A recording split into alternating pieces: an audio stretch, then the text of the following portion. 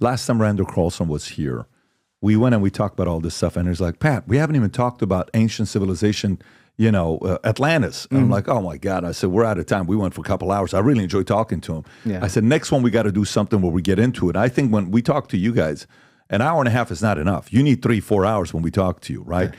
But going into lost, ancient civilizations that are, many different words we can use with them. We hear Atlantis. I've heard you talk about India, Japan, a couple other places. Where are we at now? Are we at a place that the establishment and the anti-establishment is united on the fact that, yes, these places exist? No, really? Not at all. The establishment archaeology regards Atlantis as a joke and doesn't take it seriously at all. The view of establishment archaeology is that Atlantis was a fiction made up by the Greek philosopher Plato. The earliest surviving reference in writing that we have to Atlantis, in writing that we can read, is the work of Plato. And it's in the dialogues known as the Timaeus and the Critias.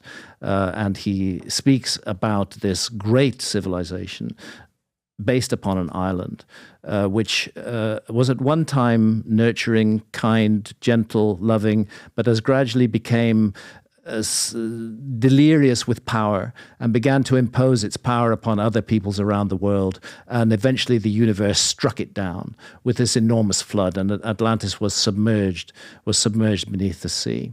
Now, Egyptologists reject all of this. There is also a mention of Athens in the Atlantis story as it's passed down to us by Plato, and archaeologists in general rightly point out that there was no Athens at that time. Not I'm getting ahead of myself because the time is important as well. Unlike many ancient myths, Plato's story of Atlantis actually contains a date, very specific date. Here's the provenance of that story. A famous Greek lawmaker called Solon traveled to Egypt around 600 BC. And Solon did a kind of tour of Egypt with a translator. And on that tour, he stopped off at a temple in the Delta dedicated to the goddess Neith, the temple of Sais in the Delta. And there he saw enormous inscriptions on the walls, and he asked local priests to translate those inscriptions for him. And those inscriptions told the story of Atlantis. Atlantis is not an ancient Egyptian word. We're looking at a word that made its way from ancient Egyptian into Greek. We're getting a Greek word with Atlantis, not an Egyptian word. But that word was the result of a translation done in 600 BC by a priest for Solon. And that translation told the story of Atlantis. Okay? And then Plato inherits that story, and he embeds it into the dialogues of Timaeus and Critias. So here's the point. The priest that gave the translation to Solon asked him, when did this happen? When was Atlantis swallowed up by the sea? And the priest replied, quite matter-of-factly, 9,000 years ago. That's where we need to do the math. Solon was there in 600 BC. 11.5. So we're now talking about 9,600 BC, which is 11,600 years ago, give or take 20 years. And that turns out to coincide exactly with what is called meltwater pulse 1b. There was an enormous rise in sea level at that exact time, around 11,600 years ago. So if Plato just made up the date that was given to Solon, it's extraordinary that it coincides with the latest geological evidence on meltwater pulse 1b, when islands could have been swallowed up by the sea. This is the. But Graham, how hard could it be to? I mean, if you look at the patterns on the way it would be in the middle of the ocean, whatever the location would be, how hard is it for archaeologists to say, yeah, that makes sense. Something could have been here. Well, what is their argument to say that? It's very hard for them to say it because it means admitting that there was a lost civilization, which is something that archaeologists don't want to do. However, they say that the reason they think it's a fantasy is because Athens is mentioned in it, and there was no Athens then, and because it appears to be trying to teach moral lessons, that it's a sort of moral lesson about how a society can become overconfident and overproud and be brought down. I get get it. I get that. But what they don't do, and what they should do, and I've never seen this done in any critique of Atlantis, is they do not they certainly do understand, but they do not inform others that there are roughly 200 myths from all around the world that speak of a global flood, of a global cataclysm that submerged and destroyed a prior civilization. And I think the Atlantis story has to be seen in context of those global flood myths. So certainly I believe that Plato drew the idea from an ancient Egyptian original, but he then used that idea to make political points as well. But the idea itself isn't a unique or rare idea. It's found in hundreds of flood myths all around the world, and Atlantis is one of those flood myths. So I'm actually very sure that Atlantis is a genuine story. Exactly where or what Atlantis was is something that requires further work. But one important development is that there is one temple in Egypt that's left standing which still contains the Atlantis account. The temple of Neith at Sais in the Delta no longer exists. But the temple of Horus at Edfu in Upper Egypt has inscribed on its walls what are called the Edfu building texts. And when I first started working with those texts, I was working with translations that were done in the 1960s, and they were partial translations, but they talk briefly about a primeval homeland of the gods, which was an island, which was struck by something like a serpent that came down out of the sky and split the island, and then the island was swallowed up by the sea. There were survivors. They headed off in all directions, and some of them came to Egypt. And there in Egypt, they built what are called primeval mounds. And those primeval mounds were to be the basis, the foundation of all future temples and pyramids that would be built in Egypt. The problem with the Edfu building texts is the temple of Edfu is a Ptolemaic temple. It dates to about 280 BC, and that is after Plato. That's after Solon. But there's two things clear, that we're looking at a body of information that was preserved on the walls of a number of temples, of which the last surviving is the temple of Horus at Edfu. And secondly, those words, the language that is used in the hieroglyphs of the temple of Horus at Edfu is not the language of 280 BC. It's not Ptolemaic Egyptian. It's Middle Kingdom Egyptian. It's language that's 2000 BC. And states quite clearly that what they were doing was making permanent, by carving them into the walls, material that was in the ancient archives of the prior temple that had stood on Edfu. It turns out that the latest version of the temple of Edfu is indeed only the latest version, that it stands on the foundations of an older temple, which stood on the foundations of an older temple, etc., etc. The archives were preserved, and in Ptolemaic times they were permanently put on the walls of the temple. The Middle Egyptian is important, the antiquity of the language in which these are inscribed in Ptolemaic times, and the fact that there is a reference to 7,000 years ago, this great flood. And when you add 7 to 2000 BC, you get to 9,000, very close to the date that was given to Solon. So I think that Egyptologists and archaeologists should be a little more generous and perhaps a little more open-minded in looking at the Atlantis story, and above all should connect it to other traditions of civilizations destroyed in a global flood. Okay, I want to give you two things I want to show. One, that's the temple of Horus at Edfu. Yeah, so Rob, can you play that clip and tell me how accurate this is with what you think of this, of the Atlantis? Go ahead, Rob. So this is, if you want to hit the volume as well, go ahead. This is the Rishat structure you're looking at. Yes. There's a pizza. No, he's hungry. Rob is hungry. That's what's going on. Yeah. Okay, go ahead, Rob. The Eye of the Sahara, yeah. It's called the Rishat structure. But what? Rob, just press play. Yeah. Sahara actually be the lost city of Atlantis. Plato's legend of Atlantis has long occupied the minds of everyone, from scientists to skeptics, with many locations being cited as a possibility for the location of this sunken civilization. However, I'm not in a place now where I'm going to say the Rishat structure was Atlantis, because it isn't an island, and that's very clear in Plato's story. A very large island was submerged. But secondly, the Rishat structure may be extremely interesting, and goodness knows what it has to tell us. I've not been there, and I don't like sort of pronouncing on places that I've not seen and studied myself. So if I were asked to put money on it right now, I would put money on the Rishat structure being natural.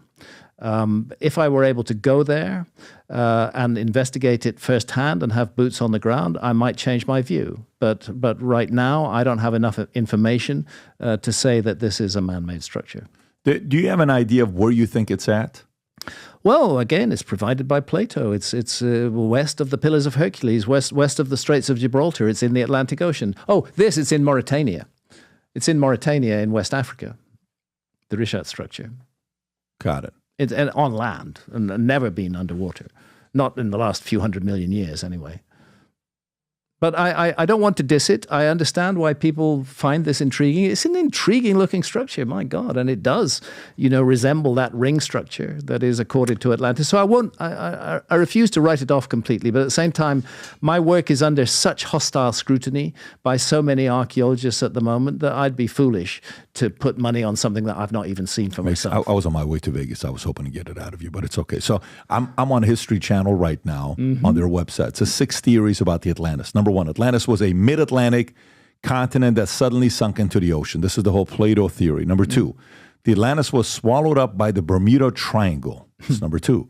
Number 3, Atlantis was Antarctica. That's what this was. So this is the 1958 book, Earth's Shifting Crust. Yep. Albert Einstein, right? Okay. Well, Albert Einstein wrote the introduction, but it was by Charles Hapgood. Right. Yeah. Number 4, the story of Atlantis was a mythical retelling of the Black Sea flood. Okay, so that's 1.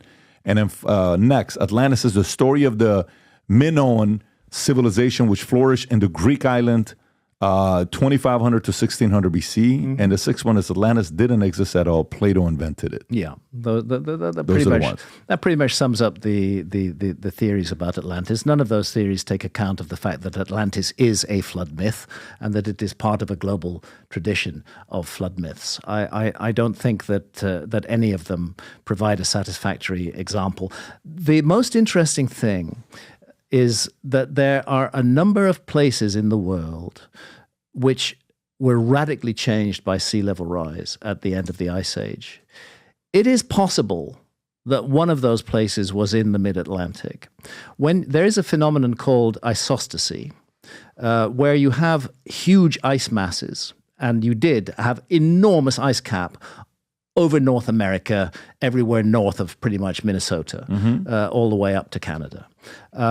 The weight of these ice masses, which were at the peak about 2 kilometers deep, would have been enormous, and it pushed down on one. It's like a seesaw. You push down one bit, you raise up another bit, and it's possible that the Mid-Atlantic ridge may have been higher as a result of the weight of the ice caps. That's called isostasy. Then when the ice caps come off, the seesaw shifts the other way, and what was above water ends up underwater. It's not only sea level rise that's involved, it's the mechanics of the Earth itself and the way that it's a slightly elastic surface that will allow weight to shift one thing. So for example, in the UK, where I live, there was an ice cap on northern Scotland during the Ice Age, and that pushed northern Scotland down, and it pushed the south of England up. That's why the Isle of Wight in the English Channel is now sinking, because the ice cap's no longer there, and the seesaw has gone back the other way. So you've got a combination of sea level rise and isostasy. It is possible. But there are other intriguing areas of the world. There's the Sunda Shelf. That's, I mentioned earlier, the landmass that now on maps is the Malay Peninsula, the Malaysian Peninsula, the Indonesian islands.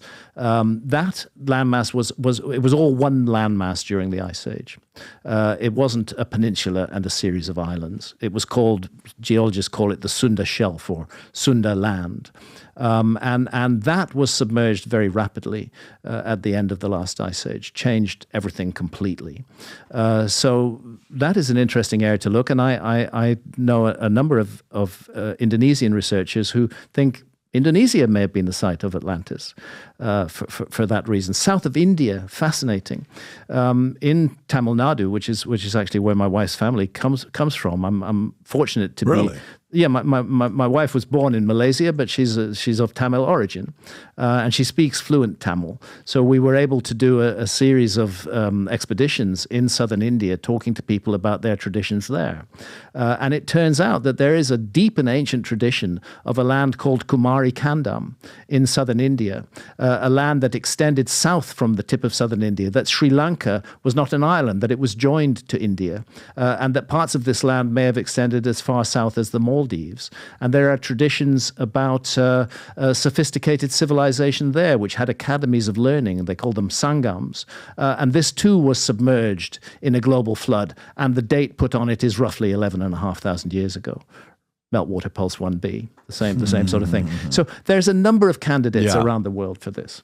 There we are, Kumari Kandam. That's the idea of it. And of course, archaeology won't have anything to do with it, but there it is.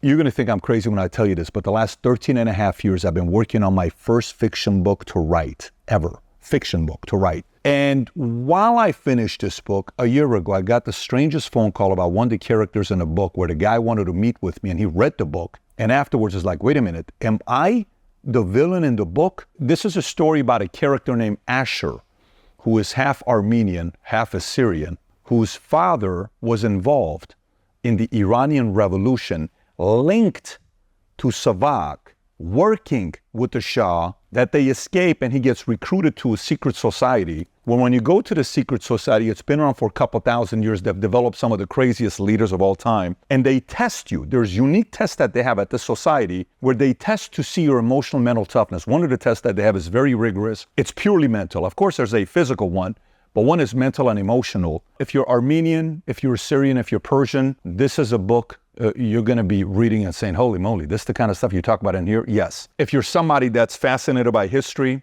this is a book for you. Characters. There's a technology that this society, secret society, builds where you go into a vault. I won't spoil it for you. When you go down, they have a technology where you get to sit down and watch and have a 3-4 hour conversation with Tupac.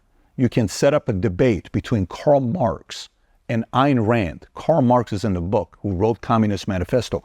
Ayn Rand, who wrote Atlas Shrugged, is in the book. Marilyn Monroe explains the concept of seduction and sex in the book. When you read the book, it's about development of the next leaders in the world and how they do it and how they've been doing it for many years. And it's also about how to prevent the end of civilization and how this organization goes about doing it. So, I've never written a parenting book before, but if I ever wrote a parenting book, this is the closest thing to it because it's all mindset, a lot of crazy stories. Again, 13 and a half years. Trust me, I told myself I will not publish this book until I sell my insurance company and I'm fully disconnected from it, where it's no longer my responsibility 100%. When you read this, if you're a creative person, if you like fiction books, if you enjoyed Atlas Shrugged, or if you enjoy Divergent, if you like books like that, I think you're gonna enjoy reading this book. It's the creative side.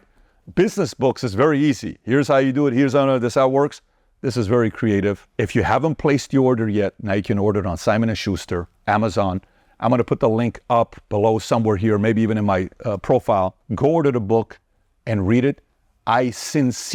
I've never written a book where I can't wait to read your reviews to see what you think about this book. So I'm going on this wild journey and we have some plans with this book here. If you support the things that I work on, I would appreciate you going and reading the book, order the book on Amazon, and then post a review. So if you like this clip and you want to watch another one, click right here. And if you want to watch the entire podcast, click right here.